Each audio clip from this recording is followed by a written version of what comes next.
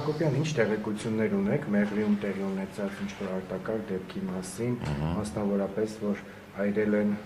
Աշոտ Մանուկյանին պատկանող ավտոմեքենան, նա ըստ հրապարակման Մաքսային, Մեղրիի Մաքսակետի սպասարկման և հսկողության բաժնի պետի տեղակալն է։ Տեսեք, այդպիսի դեպք եղել է, այսինքն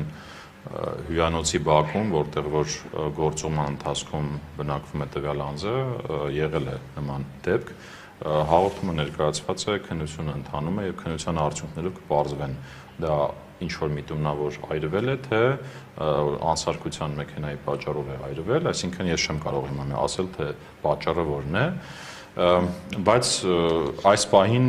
կոնկրետ ինֆորմացիա դեռ չունենք եւ կառաջարկեմ սպասենք, թող անաչառ քննությունը ընթանա եւ հասկանանք, եթե կա միտումնավորություն, համապատասխան մարդիկ թող օրենքի առաջ պատասխան տան ամբողջնս։ Բայց եղել է, դեպք եղել է այդպիսի։ Այսինքն դուք ճիշտ հասկացա, որ դուք բացառում եք որևէ քաղաքական դրդապատճառ։